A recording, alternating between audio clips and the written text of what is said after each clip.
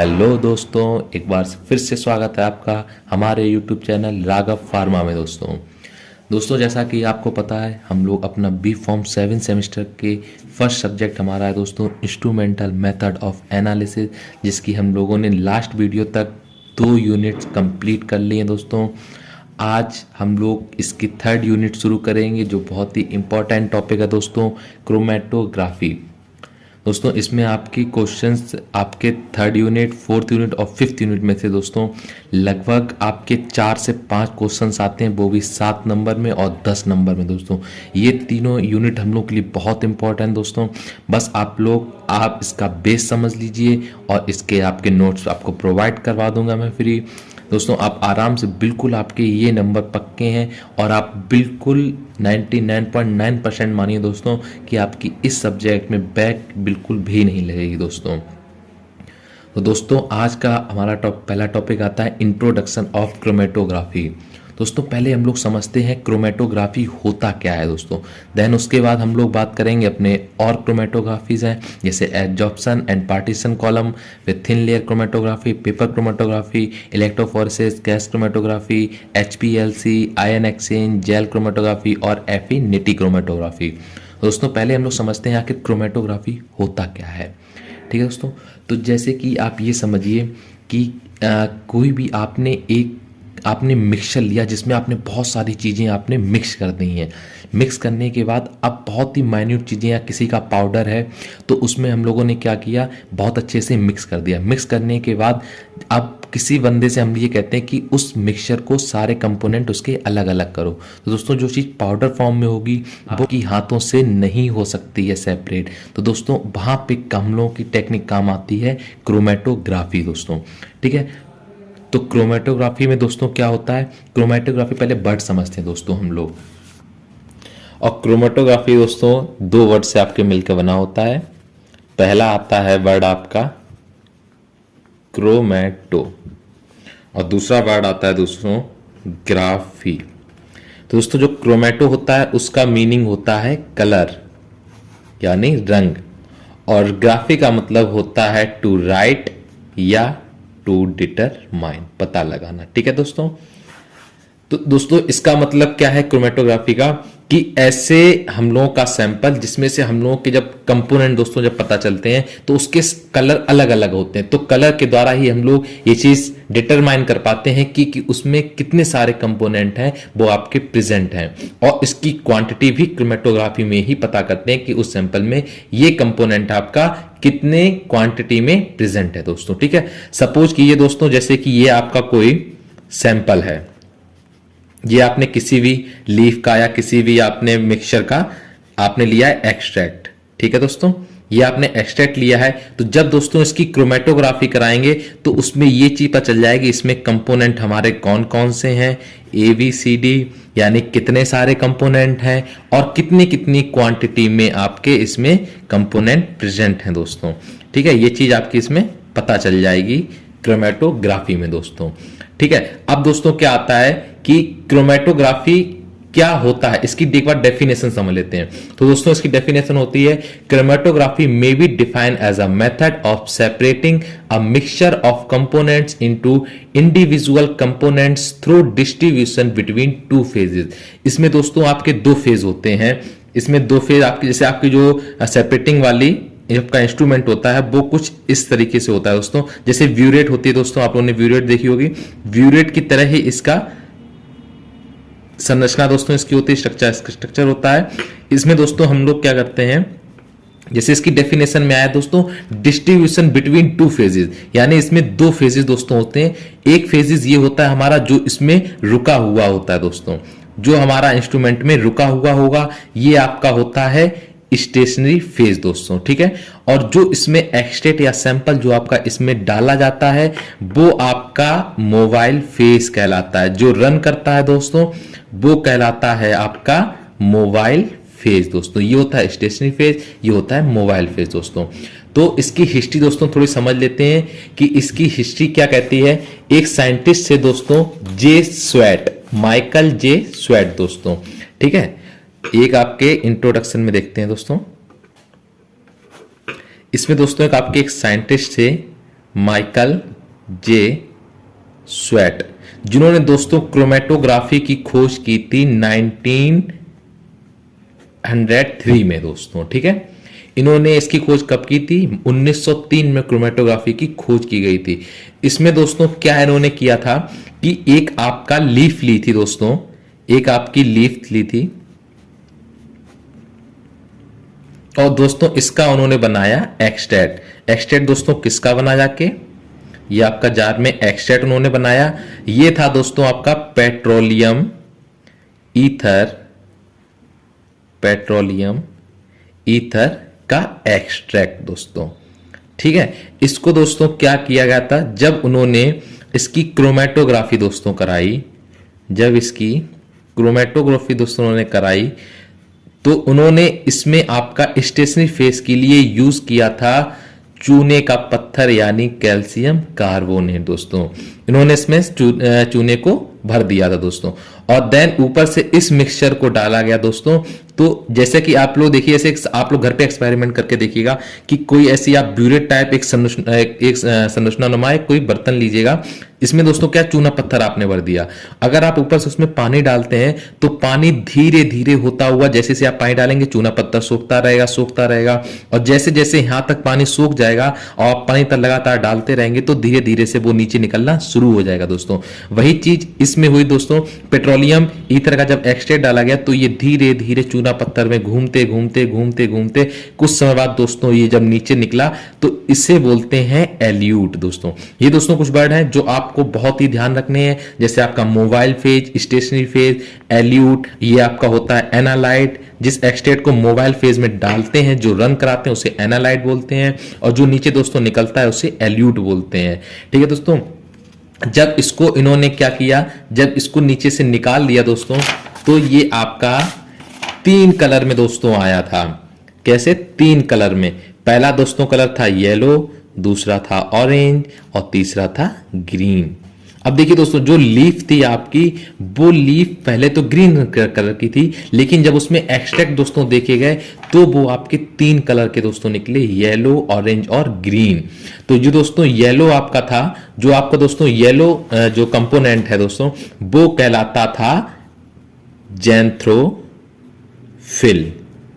ठीक है दोस्तों, ये था जो येलो जो पार्टिकल्स थे वो कंपोनेंट क्या कहलाया दोस्तों? जैंथ्रोफिल। दूसरा दोस्तों आया आपका कैरोटीनॉइड्स। ठीक है दोस्तों, जो ऑरेंज कलर के आपके पार्टिकल्स थे, ऑरेंज कलर के कंपोनेंट थे वो आपके क्या कहलाए? कॉर्टिनॉइड्स। और दूसरा जो ग्रीन आपका लास्ट कंपोनेंट था, तीसरा जो ग्रीन दोस्तों वो था आपका क्लोरोफिल। ठीक है दोस्तों, ये 3 आपके कंपोनेंट आए। अब दोस्तों इसमें क्या होता है, सबसे मेन चीज दोस्तों ये है कि जो ये एक्सपेरिमेंट आपको मैंने बताया कि ये एक्सपेरिमेंट माइकल जे स्वेट ने 1903 में आपका जो ये किया था, ये दोस्तों बिल्कुल फेक नहीं है, ये कोई ऐसी कहानी नहीं है, ये दोस्तों रियल है आपका, जहां से क्रोमेटोग्राफी का बर्थ हुआ, जन्म हुआ दोस्तों। ठीक है, अब दोस्तों क्या आता है, कुछ इसके मेन एक कुछ वर्ड हैं दोस्तों वो आपको याद रखने पड़ेंगे। जैसे दोस्तों पहला आता है मोबाइल फेज, जैसा कभी मैंने आपको बताया मोबाइल फेज है दोस्तों। फिर आता है आपका स्टेशनरी फेज और आपका आता है एनालाइट। ठीक है दोस्तों, और आपका आता है एल्यूट और आपका आएगा रिटेंशन टाइम। एक और दोस्तों होता है रिटेंशन टाइम। बस ये वर्ड आपके दोस्तों तीनों यूनिट में बहुत ही ज्यादा यूज होने वाले हैं दोस्तों, तो इनका कॉन्सेप्ट पहले से क्लियर कर लीजिए। ये दोस्तों कॉन्सेप्ट केवल क्रोमेटोग्राफी का आपको मैं कंप्लीट करा रहा हूं। इसमें दोस्तों क्या है कि आपका अगर ये टॉपिक क्लियर हो गया तो आपका अगर बेस क्लियर हो गया दोस्तों तो आपको क्रोमेटोग्राफी इतनी सरल लगेगी कि आप खुद ही उसका बिल्कुल रटने की जो दोस्तों नहीं पड़ेगी, बिल्कुल आप खुद ही उसकी थ्योरी खुद ही अपने शब्दों में आराम से लिख लेंगे दोस्तों। ठीक है, तो दोस्तों जो मोबाइल फेज होता है वो क्या होता है, जो आपका मूवमेंट करता है दोस्तों। ऐसे बस केवल आप नॉर्मली याद रखिए, जो डेफिनेशन है अभी आपको मैं पढ़ के बताता हूं, केवल ये कॉन्सेप्ट के लिए दोस्तों हम लोग कर रहे हैं। मोबाइल फेज क्या होता है, जिसे हम लोग डिनोट करेंगे आपकी पूरी क्रोमेटिक एमपी से, और स्टेशनरी फेज होता है दोस्तों वो होता है आपका एसपी से, एनालाइट, एल्यूट और रिटेंशन टाइम। ठीक दोस्तों, तो जो मोबाइल फेज होता है दोस्तों वो आपका मूवमेंट हमेशा करता है। जो स्टेशनरी फेज होता है वो आपका क्या है, स्टेबल रहता है, रुका रहता है, कभी मूवमेंट नहीं करेगा, वो होता है आपका आपका स्टेशनरी फेज दोस्तों। और जो दोस्तों एनालाइट होता है, एनालाइट यानी हमारा सैंपल जो हम लोग मूवमेंट करा रहे हैं मोबाइल फेज के रूप में, ठीक है दोस्तों। फिर आता है एल्यूट। एल्यूट क्या होता है? एल्यूट होता है दोस्तों हमारा एनालाइट जो आपका डाला गया है, मोबाइल फेज जो डाला गया स्टेशनरी फेज से होने के बाद जो दोस्तों नीचे निकलता है हमारा, ये कहलाता है एल्यूट दोस्तों। जो आपका नीचे प्रोडक्ट प्राप्त होगा, जो आपके कंपोनेंट नीचे प्राप्त होंगे, जैसे इसमें ABCD प्रेजेंट है दोस्तों, तो इसमें जो आपका कभी निकलेगा A, कुछ समय बाद फिर B, फिर C, फिर D, तो ये ABCD आपके कहलाएंगे दोस्तों एल्यूट। तो ठीक है, तो एल्यूट दोस्तों क्या होता है? आपके जो आपके कंपोनेंट होते हैं सैंपल में प्रेजेंट, जो कंपोनेंट जिनका हम लोग पता लगा रहे हैं ये। और रिटेंशन टाइम दोस्तों होता है कि ए आपका कंपोनेंट जो इसमें सॉल्युबल, जो इसमें आपका मिक्स था, वो आपका कितनी देर में यहां से होके गुड निकल रहा है। आपका रिटेंशन टाइम सपोज कीजिए इसका है 0.5 सेकेंड की, आधे सेकेंड में ही यहां से निकल आएगा। अब बी का थोड़ा कुछ उसका अपना धीरे गाढ़ा है, कुछ धीरे धीरे से निकल रहा है, धीरे धीरे और धीरे आ रहा है, तो उसका कहिए सपोज 0.8 सेकेंड हो। आपका सी कंपोनेंट है, उसका रिटेंशन टाइम और ज्यादा है, कहिए वो 1.5 मिनट, आपका 1.5 मिनट का हो जाए, 1.5 सेकेंड का हो जाए दोस्तों। और जो डी है उसका कहिए तो आपका 5 सेकेंड दोस्तों हो जाए। ये आपका टाइम ही कहलाता है दोस्तों रिटेंशन टाइम, यानी जिस टाइम में आपका कंपोनेंट एल्यूट के रूप में बाहर आता है उसे बोलते हैं रिटेंशन टाइम दोस्तों, ठीक है। और दोस्तों सबसे मेन चीज आती है एक 2 नंबर में या जीपैट क्वेश्चन के भी आ सकती है दोस्तों, कि इसमें पोलर और नॉन पोलर, ये बहुत ही दोस्तों इंपॉर्टेंट चीज है 2 नंबर के हिसाब से। 2 नंबर में बहुत ही क्वेश्चन पूछा जाता है दोस्तों, हमें भी पूछा गया था क्वेश्चन, जब मैंने एग्जाम दिए तब ये क्वेश्चन आया था दोस्तों। सबसे पहली चीज आती है दोस्तों, इसमें बिल्कुल कंफ्यूज नहीं होना है, बस आपको केवल एक चीज याद रखनी है कि आपकी तरीके क्रोमेटोग्राफी दोस्तों होती है वो 2 तरह की होती हैं। एक तो होती है नॉर्मल क्रोमेटोग्राफी, एक होती है आपकी रिवर्स फेस क्रोमेटोग्राफी दोस्तों, रिवर्स फेस क्रोमेटोग्राफी। तो दोस्तों जो आपकी नॉर्मल होती है, नॉर्मल में भी आपके 2 ही चीज होती हैं, एक स्टेशनरी फेज, एक मोबाइल फेज। रिवर्स फेज में भी आपका होता है स्टेशनरी फेज और मोबाइल फेज। तो दोस्तों इसमें आपका पोलर और नॉन पोलर कौन है, ये यही सही क्वेश्चन पूछा जाता है दोस्तों, कि नॉर्मल क्रोमेटोग्राफी में आपका मोबाइल फेज पोलर होता है या नॉन पोलर। तो दोस्तों उसमें क्या होता है आपका, कि केवल आपको एक चीज याद रखनी है कि स्टेशनरी फेज है वो हमारा पोलर होता है। बस एक चीज याद रखिए कि नॉर्मल क्रोमेटोग्राफी में स्टेशनरी फेज पोलर होता है, इतना याद रखिए, बाकी आपके ऑटोमेटिक निकल आएंगे दोस्तों। अगर आपका स्टेशनरी फेज पोलर है तो मोबाइल फेज आपका क्या होगा दोस्तों, नॉन पोलर। अब रिवर्स में क्या है, उल्टा हो जाएगा। अब यहाँ पे स्टेशनरी फेज आपका पोलर था तो यहाँ पे क्या हो जाएगा दोस्तों, नॉन पोलर। और मोबाइल फेज आपका नॉन पोलर था तो यहाँ हो जाएगा पोलर दोस्तों। ये 2 नंबर का क्वेश्चन है, कोई आपके टॉपिक में नहीं है, बट 2 नंबर के क्वेश्चन में ये दोस्तों कभी कभी पूछ लिया जाता है। अब आपको जैसे पता है कि हम लोगों के पास होने में, बैक ना आने में एक नंबर का बहुत बड़ा रोल होता है दोस्तों। तो ये दोस्तों आता है आपका कॉन्सेप्ट क्रोमेटोग्राफी का दोस्तों। अब हम लोग थोड़ा बात कर लेते हैं थ्योरी के। थ्योरी में क्या आपके कॉन्सेप्ट क्या होता है, तो सबसे पहले एक बार हम लोग डेफिनेशन देखते हैं दोस्तों, एक बार हम लोग डेफिनेशन देखते हैं क्रोमेटोग्राफी आखिर होती क्या है दोस्तों। तो chromatography may be defined as a method of separating a mixture of components into individual component through distribution between 2 phases, यानी 2 फेजेस से होकर हुआ आपका जो मिक्सचर है जो उसको सेपरेट करते हैं, उसमें जो प्राप्त कंपोनेंट हैं उनकी क्वांटिटी और कौन कौन से आपके कंपोनेंट प्रेजेंट हैं, इस प्रोसेस को ही बोलते हैं दोस्तों क्रोमेटोग्राफी। जैसा कि हमने आपको बताया था कि क्रोमेटोग्राफी है वो 2 वर्ड से मिलकर बना होता है, एक क्रोमेटो, एक होता है ग्राफी। क्रोमेटो माने कलर, ग्राफी माने राइट या डिटरमाइन करना दोस्तों, ठीक है। क्योंकि दोस्तों जो हम लोग कलर देखेंगे उसी के बारे में पता लगाएंगे, उसी के बारे में लिखेंगे, वही चीज है colour to chromatography to write, sorry दोस्तों, ठीक है। अब दोस्तों ये आपका एक डायग्राम जरूर बनाइएगा, ये छोटा सा डायग्राम, कि इससे आपका जो एग्जामिनर है वो आपका कॉन्सेप्ट समझ ले कि हाँ बच्चे को हमारा कॉन्सेप्ट क्लियर है दोस्तों। तो इसमें क्या है आपका, एक हमने लीफ ली, कोई भी हमने लीफ लिया, जिसका हमने क्या किया, उसका घोल बनाया, यानी उसको हम लोगों ने पीस लिया। पीसने के बाद उसका हम लोगों ने बनाया है सॉल्यूशन दोस्तों, उसका सॉल्यूशन बनाया। अब सॉल्यूशन को हम लोग आराम से ब्यूलेट आपका इंस्ट्रूमेंट में डाल के मोबाइल फेज और स्टेशनरी फेज की हेल्प, मतलब मोबाइल फेज तो हमारा ये हो गया, स्टेशनरी फेज की हेल्प से हम लोग क्या करेंगे, उससे होकर के गुजारेंगे, मूवमेंट कराएंगे, जिससे हमारे कंपोनेंट हैं अलग अलग कलर में आपके फाइंड हो जाएंगे, जिससे हम लोग पता कर सकते हैं कि इसमें कौन कौन से और कितने कंपोनेंट प्रेजेंट हैं और कितनी कितनी क्वांटिटी में दोस्तों।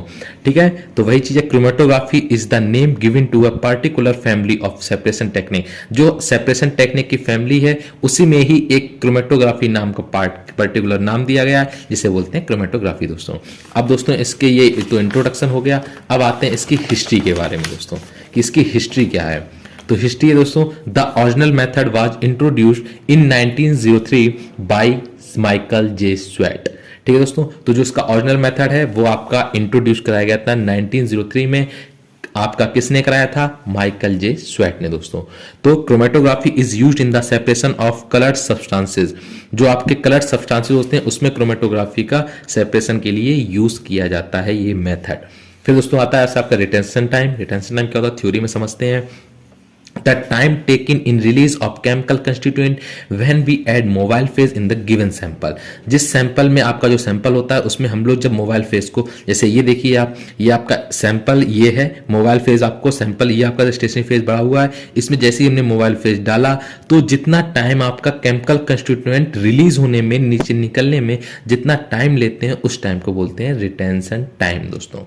It is depend upon polar and non polar nature of the stationary phase and mobile phase. जैसा दोस्तों अभी हमने आपको बताया था कि नॉर्मल क्रोमेटोग्राफी में जो आपका स्टेशनरी फेज होता है वो पोलर होता है, मोबाइल फेज होता है वो नॉन पोलर होता है। तो इस नेचर के ऊपर ही आपका जो मोबाइल फेज और स्टेशनरी फेज है उसके नेचर के ऊपर ही डिपेंड करता है आपका क्रोमेटोग्राफी की रिटेंशन टाइम दोस्तों। ठीक है, अब दोस्तों आता है कि प्रिंसिपल आखिर इसका क्या है, क्रोमेटोग्राफी का किस प्रिंसिपल पे ये बेस होता है दोस्तों। तो आता है in chromatography the components to be separated are distributed between two phases, one phase is stationary phase and second phase is mobile phase दोस्तों। वही चीज है कि इसका क्रोमेटोग्राफी है वो आपका सेपरेट करेगी, डिस्ट्रीब्यूट करेगी कंपोनेंट्स को, किसमें आपका दो फेजेस में, दो फेजेस के द्वारा करेगी, जिसमें आपका पहला फेज होगा स्टेशनरी फेज और सेकंड होगा मोबाइल फेज दोस्तों। स्टेशनरी फेज क्या है दोस्तों, it has large surface area, stationary phase is a solid और लिक्विड। दोस्तों जितना हम लोग का ये लार्ज इंस्ट्रूमेंट होगा उतना ही उसे स्टेशनरी फेज को आपको सरफेस एरिया है वो उतना ही बड़ा मिल जाएगा दोस्तों। तो यानी स्टेशनरी फेज का मोबाइल फेज की अपेक्षा इसका सरफेस एरिया बड़ा होता है, और स्टेशनरी फेज है जो कॉमनली आपका सॉलिड या लिक्विड की फॉर्म में ही होगा दोस्तों। देन अब आपका आता है मोबाइल फेज। अब मोबाइल फेज दोस्तों क्या होता है, mobile phase may be liquid or gas. The sample for separation is in the mobile phase that flows past the stationary phase. दोस्तों मोबाइल फेज क्या होता है कि मोस्टली आपका लिक्विड और गैस की फॉर्म में ही होगा। जो सैंपल आपका सेपरेशन के लिए होता है वो आपका मोबाइल फेज जो है वो क्या होता है, मोबाइल फेज के रूप में होता है, जो आपका जो पहले हम लोग स्टेशनरी फेज पढ़ चुके हैं उसमें से होकर वो गुजारा जाता है दोस्तों। देन आपका क्या आता है, separation of the sample component is based on the difference in the rates of migration. जो सेपरेशन सैंपल का जो सेपरेशन होता है दोस्तों वो क्या होता है, उसके जो कंपोनेंट हैं वो बेस होते हैं जो आपका माइग्रेशन का रेट है उसके डिफरेंसेस में दोस्तों। फिर in chromatography substances are separated due to their relative affinities for stationary and mobile phase. Chromatography में दोस्तों क्या होता है, सब्सटेंस होते हैं जो आपके सेपरेटेड होते हैं वो आपके एक एफिनिटी से रिलेटिव होते हैं, किसके, स्टेशनरी फेज और मोबाइल फेज की एफिनिटी पे रिलेटिव होते हैं दोस्तों। तो इसका दोस्तों एक कांस्टेंट का एक नियम, इसका एक फॉर्मूला होता है दोस्तों, क्या होता है, K is equal to concentration of component in the mobile phase upon concentration of component in the stationary phase दोस्तों। तो इन दोनों का इसका कांस्टेंट आपका K निकालते हैं, इसका आपका मोबाइल फेज की पता करने के लिए आपका इन दोनों के लिए फॉर्मूला होता है दोस्तों। ठीक है, फिर आता है कि क्रोमेटोग्राफी कितने प्रकार की होती है दोस्तों। तो आपका मोस्टली जो क्रोमेटोग्राफी है दोस्तों वो 4 प्रकार की होती है, जिसमें से आपका जो फर्स्ट है ये आपका मोबाइल फेज है, जो आपका लास्ट में है वो आपका स्टेशनरी फेज है। तो दोस्तों पहले 4 कौन कौन सी होती हैं आपकी क्रोमेटोग्राफी, पहली होती है दोस्तों लिक्विड और सॉलिड की, दूसरी होती है लिक्विड लिक्विड की, तीसरी गैस सॉलिड की, और चौथी होता है गैस लिक्विड की दोस्तों। ये आपकी मेन 4 क्रोमेटोग्राफी होती हैं दोस्तों जो आपकी यूज की जाती हैं मेन क्रोमेटोग्राफी। ठीक है दोस्तों। देन दोस्तों अब आता है टेक्निक्स ऑफ क्रोमेटोग्राफी। दोस्तों कुछ हम लोगों की टेक्निक्स हैं क्रोमेटोग्राफी की कि हम कैसे कैसे से यूज करते हैं, जो आगे हमारे सिलेबस में भी है दोस्तों, जो आगे हमारा टॉपिक है वो एक बार शॉर्ट में समझ लेते हैं। पहली होती है एडजॉर्प्शन क्रोमेटोग्राफी, दूसरी होती है पार्टीशन क्रोमेटोग्राफी, तीसरी पेपर क्रोमेटोग्राफी, फिर होती है थिन लेयर क्रोमेटोग्राफी, जिसे हम लोग शॉर्ट में TLC भी बोलते हैं, और दोस्तों फिर आता है आपका गैस लिक्विड क्रोमेटोग्राफी जिसे जीएलसी बोलते हैं। फिर आती है गैस सॉलिड क्रोमेटोग्राफी जिसे जीएससी बोलते हैं दोस्तों। फिर आती है लास्ट में आयन एक्सचेंज क्रोमेटोग्राफी। दोस्तों ये मोस्टली 7 प्रकार की टेक्निक्स होती हैं जिसमें आपका अलग अलग टेक्निक में अलग अलग आपका मोबाइल फेज और स्टेशनरी फेज के रूप में आपकी कौन सी फॉर्म में आपका मोबाइल फेज या स्टेशनरी फेज लिया जाता है वो उसके आगे सामने उसका डिस्क्राइब है दोस्तों। ऐसे एब्जॉर्प्शन में आपका मोबाइल फेज है वो लिक्विड होगा, स्टेशनरी फेज आपका सॉलिड होगा। ऐसी दोस्तों सभी का आपको उनके सामने है। ये आपको दोस्तों एक बार बस याद करनी है हल्की सी। ये बस दोस्तों आपका कॉन्सेप्ट है, ये कोई टॉपिक नहीं है। बट 2 नंबर के क्वेश्चन इसमें दोस्तों कहीं से ही फंस सकते हैं। जैसे इसमें 2 नंबर क्वेश्चन आ गया कि टीएलसी में आप बताइए मोबाइल फेज क्या किस फॉर्म में होगा, स्टेशनरी फेज किस फॉर्म में होगा। ये दोस्तों आपको बस थोड़ा सा पढ़ना है। जैसे आपको पता था कि मोबाइल फेज जो होता है दोस्तों, जैसा कि हम लोग पहले देख चुके हैं कि जो मोबाइल फेज दोस्तों वो लिक्विड या गैस होगा, बट स्टेशनरी फेज क्या है आपका सॉलिड और लिक्विड हो सकता है। तो सॉलिड या लिक्विड में ही इनमें से सब दिया है, ये लिक्विड और गैस में से सब दिया गया। यही दोस्तों मेन हम लोगों को रखना है। दोस्तों ये आपका था कॉन्सेप्ट ऑफ क्रोमेटोग्राफी जिसमें आपका इंट्रोडक्शन और हिस्ट्री थी दोस्तों कि कैसे क्रोमेटोग्राफी का जन्म हुआ, कैसे क्रोमेटोग्राफी की प्रोसेस होती है, कैसे इसके कॉन्सेप्ट हैं, कैसे इसके वर्डिंग है, मतलब क्या होता है क्रोमेटोग्राफी में। तो दोस्तों आज की वीडियो में हमने इस टॉपिक पे बात की। अब दोस्तों नेक्स्ट वीडियो में हम लोग अपने जो मेन टॉपिक हैं उन पे अपनी बात करेंगे। पहला टॉपिक हमारा आएगा एडजॉर्प्शन और पार्टीशन क्रोमेटोग्राफी दोस्तों 3rd यूनिट का। अब दोस्तों उम्मीद करते हैं कि आपको क्रोमेटोग्राफी का कॉन्सेप्ट क्लियर हुआ होगा दोस्तों। अगर कोई चीज़ आपको समझ में नहीं आई है तो आप लोग में कमेंट कर सकते हैं, कमेंट में हम आपको आंसर जरूर देंगे। अगर कोई बड़ी चीज़ हुई तो उसके ऊपर हम वीडियो भी अपलोड दोस्तों करेंगे। बाकी उम्मीद करते हैं आपका इसका कॉन्सेप्ट है जो आपको क्लियर हुआ होगा। आप दोस्तों मिलते हैं आपको नेक्स्ट वीडियो में। तब तक हंसते रहिए, मुस्कुराते रहिए। वीडियो को शेयर कीजिएगा दोस्तों अपने दोस्तों को, और दोस्तों चैनल को सब्सक्राइब कीजिए, हमारे वीडियो को लाइक कीजिएगा। ठीक है दोस्तों, बाकी मिलते हैं नेक्स्ट वीडियो में। तब तक जय हिंद, जय भारत।